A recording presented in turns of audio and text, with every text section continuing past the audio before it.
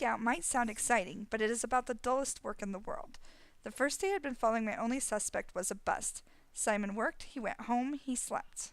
The next day, things got more interesting. Around noon, he left work and drove to a two-story house in an older neighborhood on the east side, close to the San Antonio city limits. Most of the surrounding houses weren't occupied, and for sale signs littered the block. Some of those houses weren't in the best shape, but they were still livable. If they didn't sell soon, that might not continue to be true. I kept an eye on the house, but nothing moved all afternoon. No one came, and no one left. An hour after the sun set, I decided to take a closer look. The car would be safe thanks to an enchantment that was already activated. It was easy to set up, but required a lot of ingredients, so it was nice I only had to do that once.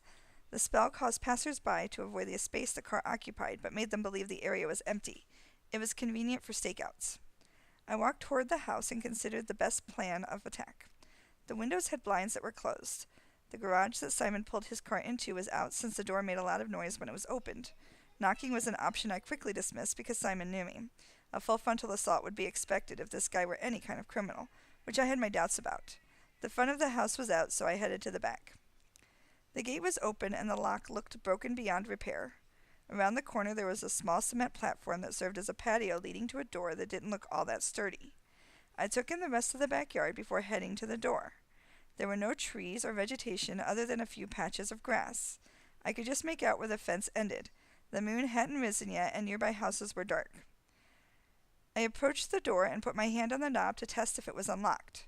Before the knob started to turn, a ward flared to life. Startled, I jumped back, turned, and ran. It could have been any kind of spell, and I didn't want to be close if it was the destructive variety, like the one that made the entire house come crumbling down. That was a mistake I'd be okay not repeating for the rest of my life. Not to mention a building crashing down on you hurts like hell. The doctor said it was a miracle I survived with only 7 broken bones and a concussion, but I knew it was only my quick thinking with a spell that saved my life, one that created a wall around my skin. Afterwards, I studied that spell until I could call it up on a moment's notice and hoped to never need it again. I made it to the back of the yard where the fence separated this house from the one behind it, before hearing the snick of the back door opening.